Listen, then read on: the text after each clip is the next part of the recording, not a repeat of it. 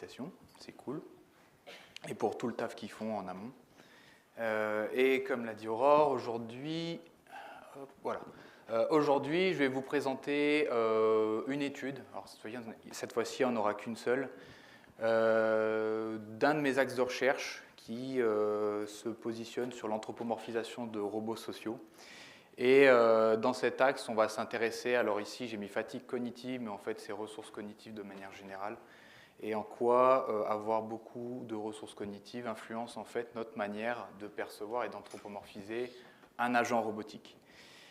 Alors quand on parle d'anthropomorphisme, en fait on parle de quoi exactement?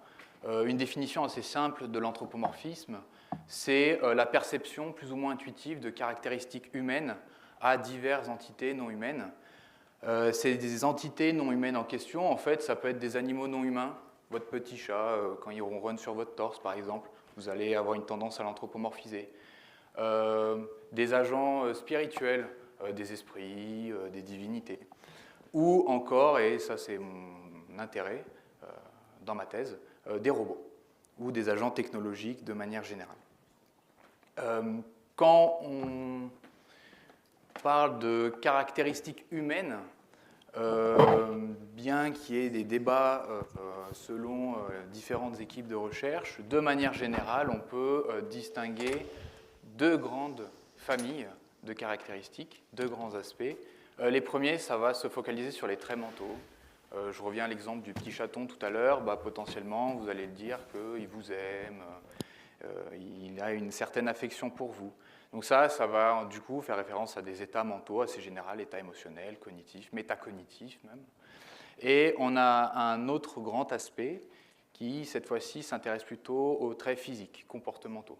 Par exemple, considérer qu'un robot a une apparence humaine ou se comporte comme un humain. Sans rentrer dans les détails parce que ce n'est pas l'objet de cette étude, ces deux grands aspects peuvent donner, selon différentes situations, des prédictions et des conséquences différentes envers les entités non humaines. Ça, on pourra en discuter après si vous voulez. Quand on regarde au niveau des mécanismes sous-jacents de l'anthropomorphisme, on se rend compte, grosso modo, que c'est un peu un micmac, une auberge espagnole en termes de concept, de conceptualisation. Certains vont considérer que l'anthropomorphisme, c'est un trait de personnalité ou une disposition un peu individuelle. Il y en a très peu qui s'intéressent à ce versant-là, mais c'est des champs qui existent. Quant à d'autres, on va dire que c'est un peu ma chapelle, plus ou moins, vont plutôt considérer que l'anthropomorphisme, c'est un processus cognitif commun. Alors commun dans le sens où ce n'est pas une erreur, une petite curiosité psychologique, mais plutôt quelque chose de commun au point qu'on pourrait le comparer à une forme d'attribution causale ou de biais de correspondance, enfin des choses qu'on observe plus ou moins dans notre quotidien. Une des premières conceptualisations de considérer que l'anthropomorphisme est un processus cognitif commun, ça a été des travaux plutôt d'anthropologie psycho-évolutionniste menés par Caporael et Heiss, des vieux travaux qui considéraient que c'était un processus cognitif par défaut, universel, d'un résidu un peu évolutionnisme, dans le sens où c'était adaptatif à un moment pour chasser, pour élever des animaux, mais que maintenant, on ne chasse plus en fait, enfin plus vraiment, on va plutôt au supermarché. Les animaux, on les élève encore, mais c'est dans des contextes industriels, mais on l'a quand même conservé. Plus récemment, quand on se tourne dans la littérature un petit peu plus contemporaine en cognition sociale, on a un autre modèle, Epley et collaborateurs, un modèle issu de base de la théorie de tout ce qui est prise de perspective, qui, cette fois-ci, vont considérer que l'anthropomorphisme est un processus d'inférence inductive. Alors, c'est un terme un peu barbare, l'idée est la même, et cette idée, en fait, enfin la même que celle développée par Caporael, et en fait, cette idée, elle est assez simple, entre guillemets, on verra par la suite, pas vraiment. Quand on perçoit le comportement d'une entité non humaine, alors ici, je vais parler d'un robot, John le robot, déjà je l'anthropomorphisme, quand je vais l'observer se comporter, soit avec un autre individu, soit tout seul dans son environnement, l'idée en fait de ces auteurs, c'est de considérer que l'anthropomorphisme va être une forme de première impression. C'est-à-dire que dès qu'on va observer son comportement, le comportement de notre entité non humaine en question, ce qui va nous venir un peu intuitivement en premier dans notre esprit, c'est des traits anthropomorphiques pour expliquer son comportement. Et au fur et à mesure que le temps passe, entre guillemets, ou entre le moment de cette première impression et le moment où cet individu va devoir émettre un jugement, va se mettre en place différents processus d'ajustement qui vont, à la fin, influencer notre inférence finale qui sera plus ou moins anthropomorphique. Alors ces processus d'ajustement, spoiler alert, ils ne sont pas très bien définis, on en discutera un petit peu plus à la fin, mais sont en tout cas identifiés comme des processus beaucoup plus coûteux cognitivement et qui font davantage appel, enfin du moins feraient davantage appel à des connaissances alternatives qu'on aura ou on aurait sur notre entité en question. Par exemple, je perçois un robot, il se comporte, il bouscule un individu. Ce qui me vient en premier à l'esprit, c'est OK, il a l'air d'être un petit peu en colère. Mais au fur et à mesure que le temps passe, en fait, je vais monopoliser d'autres connaissances alternatives. Bon, le fait, c'est un robot, c'est un tas de circuits, il ne ressent rien, il n'est pas censé être en colère, ça n'existe pas. Et bon, du coup, mon inférence finale, ce sera juste, bon, en fait, c'est un robot, il n'a pas fait exprès. Comme ça, la personne était devant. Ça, c'est notre point de départ. Et ça a un peu guidé notre question de recherche de s'il y a vraiment ces processus d'ajustement, bah, du coup, si je diminue les ressources cognitives d'un individu, je devrais observer davantage d'inférences anthropomorphiques. Alors c'est pas grave.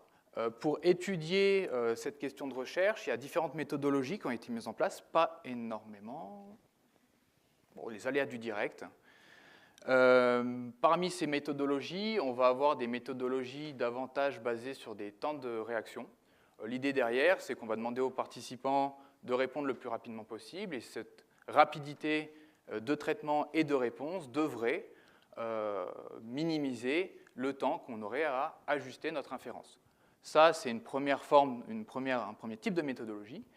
La seconde, c'est plutôt de s'intéresser sur des paradigmes comme le paradigme de charge cognitive ou de fatigue cognitive, où cette fois-ci, spécifique à la charge cognitive, c'est de faire en sorte de faire aux participants une tâche principale, mémoriser une suite de chiffres et de lettres, puis ensuite de leur faire une tâche secondaire qui, dans notre cas, à nous, serait un jugement anthropomorphique, ou du moins impliquerait un jugement anthropomorphique. Dans la littérature, donc vous avez pu remarquer, les deux modèles que j'ai présentés, notamment le modèle de Epley collaborateur, date de 2007, environ presque 20 ans. Cependant, en fait, quand on s'intéresse plus précisément à cette question, on se rend compte que en 20 ans, il n'y a pas eu grand-chose. Pourquoi? Ça, on pourra en discuter aussi à la fin. En fait, les études qui ont directement testé cette hypothèse sont des études menées par une même équipe de recherche, l'équipe de Spatola et Chaminade, et Spatola et collaborateurs. Et dans leurs deux études, ils utilisent diverses méthodologies, à la fois temps de réaction, à la fois charge cognitive, et les deux couplés. Et bien que dans certaines des études, on a des effets qui tendent à corroborer cette hypothèse, il y a différentes problématiques en termes de validité interne. L'ensemble des études, notamment qui utilisaient des paradigmes de charge cognitive, en fait, se basaient sur des échantillons recrutés en ligne, ce qui pourrait poser problème en termes de distraction et d'engagement dans la tâche. Et au niveau méthodologique et au niveau des résultats, on observe une certaine hétérogénéité. En gros, ça change selon les types d'échelles qu'on utilise et aussi selon les types de charges.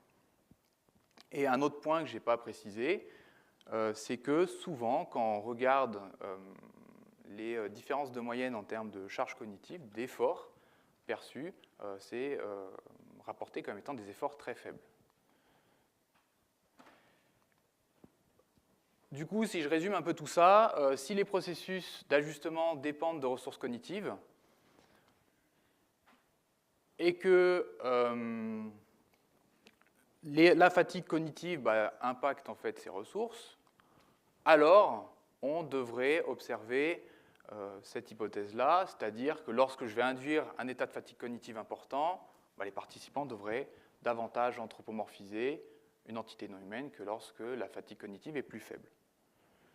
Alors pour tester cette hypothèse, on a déjà recruté 251 participants, donc des étudiants en psychologie à Grenoble. Et on a utilisé ce qu'on appelle ici une tâche séquentielle. Donc ça sort un peu de ce qui a été fait auparavant dans cette littérature. L'idée globale de la tâche séquentielle, c'est qu'on va d'abord faire une tâche très coûteuse cognitivement parlant, qui va induire une fatigue cognitive très élevée, puis ensuite on va passer à une seconde tâche, où cette fois-ci ce sera une tâche de jugement anthropomorphique. Ici, on n'est pas dans un contexte de double tâche, on est dans un contexte où il y a d'abord une première séquence, les participants font une tâche très compliquée, très longue, puis après, une deuxième partie où cette fois-ci, ils vont donner, ils vont devoir juger une entité non humaine. Ici, cette entité non humaine, ce sera un robot, je le détaillerai juste après. Alors pour la première partie, les participants devaient faire une tâche de Stroop, assez classique, on l'a légèrement modifié. Une tâche de Stroop pendant 20 minutes, donc 2 blocs de 10 minutes non-stop. Le mot... le mot Stroop, rouge, bleu, etc., était présenté pendant 1 seconde et demie. Ensuite, les participants devaient émettre une réponse et ils avaient un feedback. L'intérêt du feedback, c'était 10 minutes, c'est un peu chiant. Donc on avait quand même des fortes chances qu'ils se désengagent de la tâche. Donc le feedback, c'était un moyen aussi pour nous de nous assurer qu'ils fassent la tâche comme il faut. Et ça, 200 essais, 2 fois. Comme je l'ai dit, cette tâche de Stroop était légèrement modifiée. C'est-à-dire qu'on avait soit une condition, c'était la condition difficile, qui induisait une forte fatigue cognitive, où on avait en fait 90% de mots qui étaient incongruents, rouge écrit en vert par exemple, et 10% de mots congruents. A l'inverse, dans notre condition qu'on va étiqueter comme condition contrôle, on avait du coup, cette fois-ci, non pas 90% de mots incongruents, mais plutôt 10% de mots incongruents, et 90% de mots congruents, rouge écrit en rouge. Pour s'assurer qu'on a bien induit un niveau de fatigue cognitive, tous les 200 essais, donc à la fin de chaque bloc, on demandait aux participants s'ils étaient fatigués. Alors bien évidemment, si on prenait une baseline avant la tâche de Stroop, et on mesurait également d'autres covariables qui ont été identifiées dans cette littérature, comme le niveau d'ennui et le niveau d'endormissement, pour les prendre comme contrôle statistique, pour les contrôler statistiquement. Ça va? Je ne vous ai pas perdu. Je sais que là, il est 15 heures, justement, le niveau de fatigue cognitive est un petit peu plus élevé avec la digestion. Ça, c'était la première partie. La deuxième partie, une fois que les participants avaient fini de faire cette tâche de Stroop, très chiante, ils passaient à la seconde tâche, qui était de d'abord regarder une vidéo de 1 minute. Alors cette vidéo, en fait, ça montrait iCube, alors pas le rappeur, qui est ce petit robot humanoïde, environ 1 mètre, 1 mètre 10 de haut. Et en fait, ce robot, dans cette vidéo, montrait, du moins interagissait avec un individu, en faisant ce qu'on appelle en fait une tâche de rappel. Le robot avait une liste de mots et le participant qui était en face de ce robot, devait indiquer le mot qui appartenait à la catégorie. Une tâche assez simple, assez compréhensible. Et une fois que les participants avaient fini de regarder cette vidéo, ils devaient répondre à un questionnaire d'anthropomorphisme, qui était une échelle développée par Dale David, validée en français, échelle de type Likert en 7 points, composée de différentes sous-dimensions, l'apparence physique, à quel point le robot avait semblé avoir une apparence humaine, à quel point aussi le robot semblait se comporter de manière humaine. Alors ça, c'est des dimensions qu'on pourrait aussi critiquer, on pourra en parler à la fin, mais également aussi, si vous vous souvenez du tout début, des traits plutôt mentaux, comme des capacités cognitives ou métacognitives, des traits émotionnels et des cognitions morales. Et encore une fois, on demandait aux participants, est-ce que le robot que vous avez vu dans les vidéos semblait posséder l'ensemble de ces traits. Bon, spoiler alerte, on n'a rien trouvé. Rien du tout, aucune différence significative, même après avoir contrôlé pour le niveau d'ennui et d'endormissement. En gros, les participants, qui soient dans la condition où le niveau de fatigue cognitive était faible ou élevé, enfin censé induire un niveau de fatigue cognitive faible ou élevé, anthropomorphisés, Nier, il a coupé, le robot, c'est-à-dire très faiblement, on a à peu près 2, 2,5. Au niveau exploratoire, on a regardé en faisant sauter entre guillemets les conditions expérimentales et en faisant un score de différence entre le T2 et le niveau de base.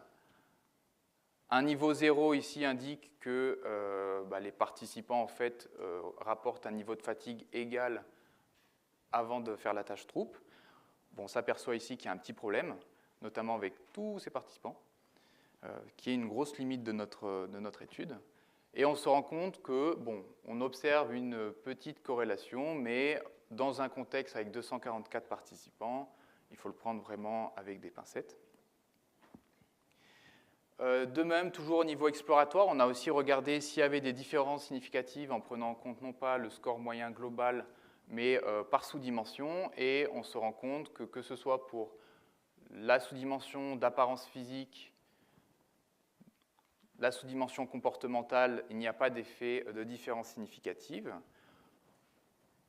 On a cependant trouvé une légère différence significative pour la sous-dimension cognition, attribution de traits cognitifs ou métacognitifs. Mais, je ne l'ai pas rapporté ici, désolé Ronan, mais je n'ai pas indiqué la taille d'effet, mais au vu de notre puissance expérimentale, notre puissance statistique, pareil, ça prendra avec des pincettes. Et pour les émotions et les cognitions morales, toujours pareil, on ne trouve pas de différence significative.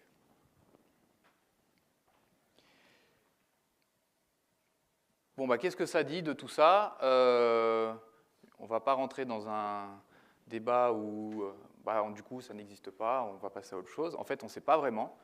Pourquoi? Déjà, dans un premier temps, notre tâche n'a pas vraiment permis de contraster le niveau de fatigue cognitive induit. À la fois, vous avez pu le remarquer dans notre graphique avec la corrélation, on avait une partie en fait, des participants qui étaient soit rapportés ne pas être plus fatigués qu'au départ, ou soit même rapportés être moins fatigués qu'avant de faire la tâche de Stroop. Du coup, là, on a un petit peu échoué à vraiment contraster ce niveau de fatigue cognitive. De même aussi, on suppose que cette absence de différence pourrait en partie s'expliquer par un problème temporel entre nos deux tâches. Là où des paradigmes de double tâche classiques qu'on utilise pour induire par exemple de la charge cognitive impliquent une utilisation des ressources pendant la phase de jugement anthropomorphique. Ici, on a d'abord une phase où on se donne à fond, et ensuite, les participants regardent une vidéo. Et en fait, ce petit passage, bien que on ne sait pas réellement si leur niveau de ressources cognitives a réexplosé ou est revenu à la normale, en fait, on peut supposer qu'il y a un effet de rebond un peu attentionnel, où en gros, les participants, un peu comme nous quand on est sur une aire d'autoroute, on fatigue beaucoup, parce qu'on a envie de faire après, c'est quelque chose qui nous défoule, qui fait quelque chose qui peut être autant coûteux, mais qui nous change d'une tâche très monotone. Et ici, on pourrait faire l'hypothèse que ça a été le cas, c'est-à-dire que les participants, ils finissent la tâche de Stroop, ils regardent une vidéo, la vidéo est plutôt marrante à regarder, et ensuite, en répondant au questionnaire, ils le répondent d'une certaine manière, mais du coup, les processus d'ajustement pouvaient être remis en place, entre guillemets, réutilisés, parce qu'il y a assez de ressources cognitives. En perspective future, il y a une belle faute d'orthographe, on compte continuer à s'intéresser à cette hypothèse-là, mais cette fois-ci, on va changer un peu notre méthodologie. Déjà, on va revenir sur des paradigmes un petit peu plus classiques de double tâche, où, par exemple, on va induire, ou du moins on va faire aux participants une tâche, par exemple, de mémorisation ou distractrice pendant qu'ils regardent un robot se comporter. Aussi, on compte utiliser un paradigme en se basant sur de la réalité virtuelle pour augmenter un petit peu plus notre validité externe au niveau des stimuli qu'on utilise. Ici, en gros, ce sera une vidéo 360 où on regardera, où les participants sont immergés en fait, dans une interaction entre un humain et un robot. Et on compte également en fait, changer aussi notre mesure d'anthropomorphisme. Pourquoi une des grosses limites en fait, de l'ensemble des mesures d'anthropomorphisme qui existent, enfin, selon moi, c'est que ça se focalise déjà sur des traits particuliers. Donc on prend en fait un risque en utilisant ces mesures-là de passer à côté de d'autres descriptions anthropomorphiques. Et en plus de cela, au niveau psychométrique, de manière exploratoire, j'ai pu regarder en gros les patterns de réponse et bon, en plus d'avoir certains beaux effets planchers, on n'a pas des échelles de mesure qui arrivent à contraster en gros les réponses et à être très discriminantes. Ce qui est un gros problème. Du coup, ce qu'on compterait faire dans l'avenir, ce serait d'utiliser plutôt des mesures qualitatives ou des mesures questions ouvertes où le participant est cette fois-ci non pas contraint de devoir indiquer des traits mentaux spécifiques, mais en fait sera libre de décrire la situation pour gagner aussi en même temps en validité externe. C'est la fin. Déjà, je tiens à remercier Laurent, sans qui je ne serais pas en fait, ici à vous faire une présentation sur la fatigue et un truc avec des robots un peu bizarres. Et je tiens également à remercier les personnes qui m'ont accompagné et m'ont aidé pour le traitement des données, enfin le traitement des données, la récolte des données. Evidingeo, Ethel Pirard, Emma Drio et Charlène Dinon. Et également, sans qui en fait cette étude n'existerait pas, les participants et participantes. Et merci pour votre attention.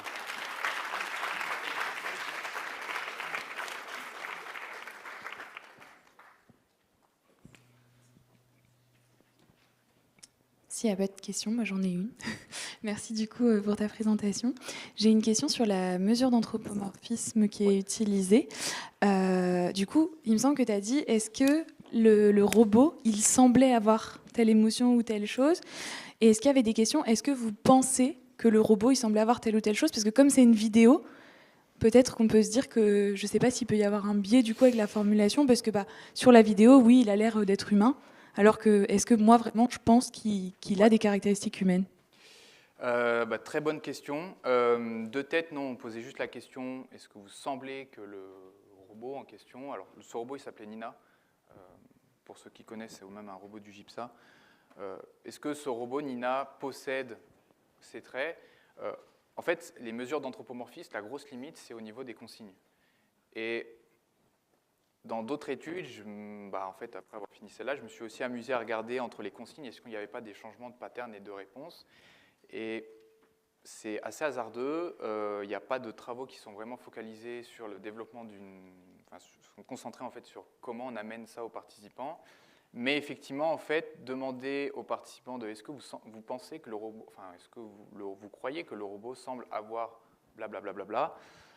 En fait, les participants, ils peuvent très bien se dire oula, l'expérimentateur me demande si vraiment le robot possède réellement ces caractéristiques. Dans ce cas-là, c'est non. C'est un robot, tout le monde sait, ou alors peut-être dans des profils particuliers. Mais généralement, j'ai rarement vu des gens, et même en débriefing, me dire oui, le robot, je pense qu'il est vraiment émotif. Là. Donc ça, c'est un premier point. Et un second point, c'est en fait, ça fait directement référence à la définition même de l'anthropomorphisme. Une bonne mesure dépend d'une bonne définition. Ici, en fait, la définition de l'anthropomorphisme est très large. Et un point que je n'ai pas souligné là, c'est qu'on va parler d'anthropomorphisme faible et fort.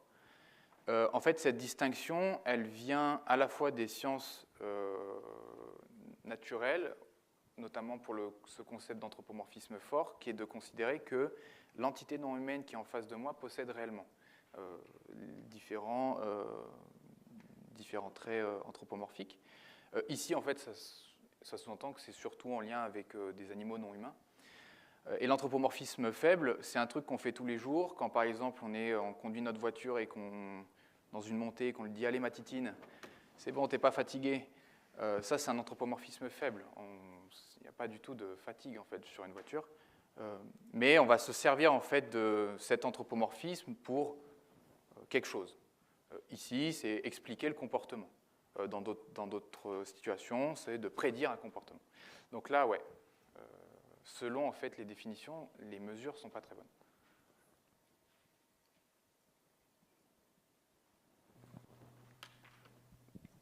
C'est un peu en lien avec ça, mais du coup, est-ce que tu as pensé à peut-être du coup orienter la manip plutôt avec de l'anthropomorphisme faible? En fait, par exemple, au fait que donc quand on a discuté pendant la table ronde d'hier, on utilise un peu tous ChatGPT pour différentes tâches. Et en fait, c'est vrai que c'est très difficile de résister à l'envie de lui demander s'il te plaît après son prompt ou merci à la fin de son prompt, quand il nous donne sa réponse. Donc, est-ce que tu penses que utiliser ce moyen-là est-ce que pour toi déjà ça compte comme de l'anthropomorphisation, je sais pas si on peut dire ça, d'un robot en quelque sorte, ou en tout cas d'une IA quand on dit merci à ChatGPT? Et est-ce que tu pourrais ou tu envisagerais de pouvoir t'en servir dans tes études prochaines? Alors, je vais prendre du coup la question dans l'autre sens. Est-ce que j'envisage potentiellement à prendre plus en compte cette définition pour la question ouverte, enfin pour l'autre mesure en fait un peu plus ouverte potentiellement. Maintenant en fait ce que ça impliquerait, là j'ai fait une anthropomorphisme mais dans ma tête. En fait ce que ça impliquerait c'est aussi de tester ce matériel-là. J'arrive bientôt à la fin de ma thèse, je ne pense pas que j'aurai le temps et les moyens. Mais je pense que c'est une grosse piste à envisager. Maintenant, pour ce qui est de la politesse, en fait, il y a tout un champ de la robotique qui considère que justement, employer des règles communicationnelles comme de la politesse, dire merci à ChatGPT, lui dire bonjour, s'il te plaît, fais-moi telle tâche, c'est une forme d'anthropomorphisme. Parce qu'en fait, on calque des règles communicationnelles interhumaines, entre guillemets, à une entité non humaine qui est ici en fait une IA. Donc pour la question de la politesse, oui, cependant, en fait, mon CDP, enfin là je vais parler, me cadre sur des recherches exclusivement sur les robots. Donc pour l'aspect agent conversationnel, ce sera après, parce que c'est quelque chose qui m'intéresse. Mais là, dans le court terme. Parce que je pensais aussi au fait que c'est quelque chose de plus commun, en tout cas aujourd'hui, en tout cas par rapport à un robot qu'on n'a pas l'habitude qui est plus étonnant et moins commun dans la vie quotidienne, quoi. La différence, c'est qu'en fait, ChatGPT, on l'a tous sur notre ordi, si on a un ordi, donc on est plus ou moins à même de faire face à cette entité. Un robot, c'est très rare d'en croiser, surtout en France. Donc ouais, je suis d'accord avec toi.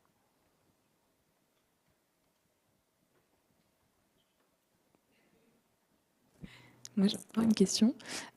Est-ce qu'il y a des traits d'anthropomorphisme? Est-ce qu'il y a des individus qui auraient plus tendance à l'anthropomorphisme que les autres? Est-ce qu'il y a des gens qui s'excusent davantage quand ils cognent une table ou des choses comme ça? Enfin, je ne sais pas, mais est-ce qu'il y aurait un peu un trait comme ça ou une tendance, une disposition?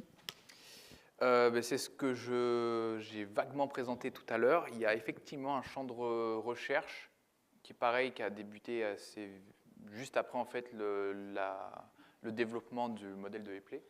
En fait, c'est un des doctorants même, je crois, qui ont travaillé et développé une échelle d'anthropomorphisme, enfin une échelle de différence individuelle d'anthropomorphisme, où en gros, oui, c'est parti sur l'idée qu'il y a des gens qui tendraient à davantage anthropomorphiser un ensemble assez général d'entités non humaines par rapport à d'autres. Encore une fois, moi je pense personnellement et au vu de certaines études, des études qui viennent paraître, je pense qu'il y a une tendance un peu générale à anthropomorphiser interindividuel, notamment quand on regarde aussi les données et à quel point ça se chevauche avec des mesures de prise de perspective, ou de théorie de l'esprit. Maintenant, l'échelle en elle-même est un petit peu bizarre, en fait, bizarrement construite. Et je pense qu'à une époque, ça marchait bien, mais maintenant, dire que le désert est léthargique, c'est presque de la poésie. Mais pour répondre à ta question, oui. Eh ben, merci Anthony pour ta présentation. Eh bien, merci à vous.